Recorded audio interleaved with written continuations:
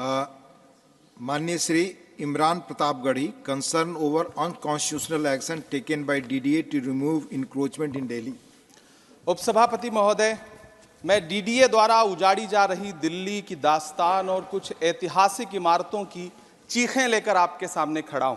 एक दो जख्म नहीं, सारा बदन है छलनी, दर्द बेचारा परेशान है कहां से उठे। इसी 26 जनवरी को भारत के मेहमान फ्रांस के राष्ट्रपति मैक्रोन को रूहानी दिल्ली का दीदार कराने के लिए हमारी सरकार निजामुद्दीन औलिया की दरगाह पर लेकर गई थी।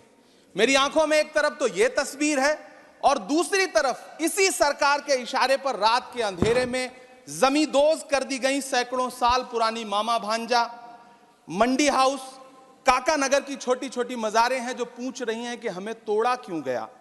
उपसभापति महोदय, अबू धाबी जाकर शेख जायद मस्जिद में मुस्कुराते हुए सेल्फी लेने वाले प्रधानमंत्री जी को मेहरौली की 700 साल पुरानी अखूंजी मस्जिद के टूटने की चीखें क्यों नहीं सुनाई पड़ती। डीडीए के अधिकारी सुबह 5 बजे अंधेरे में मेहरौली में एक मस्जिद, बच्चों के पढ़ने का मदरसा और एक मंदिर को जमींदोज कर देते हैं। जो डीडीए 1957 में गठित हुआ वो अपनी पैदाइश से कई सौ साल पहले पुरानी मेहरौली मस्जिद को अतिक्रमण बताता है। क्या विकास प्राधिकरण संसद के बनाए हुए 1991 वर्शिप एक्ट को नहीं मानते?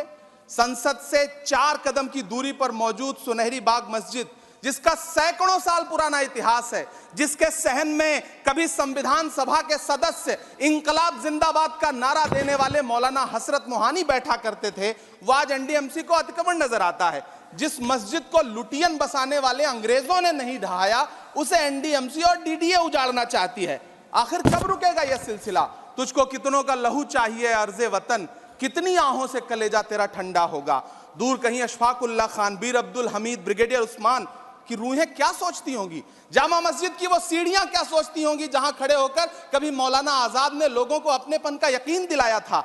गैजेट, हेरिटेज, सैकड़ों साल का वजूद क्या हमारी संस्थाओं के लिए कोई मायने नहीं रखते? मैं आपके माध्यम से इस सदन से पूछना चाहता हूं और सरकार से पूछना चाहता हूं कि सरकार देश को बताए कि वो 700 साल पुरानी इमारत को गैर कानूनी तरीके से जमींदोज करने वाले डीडीए के अधिकारियों के खिलाफ क्या कार्रवाई करेगी। वो देश को यह विश्वास दिलाए कि स्वतंत्रता आंदोलन से लेकर इस नए भारत के निर्माण तक सैकड़ों कहानियों की गवाह सुनहरी बाग मस्जिद को सुरक्षित रखा जाएगा। विरासतों को सहेजा जाता है, उनसे नफरत नहीं की जाती, उन्हें उजाड़ा नहीं जाता।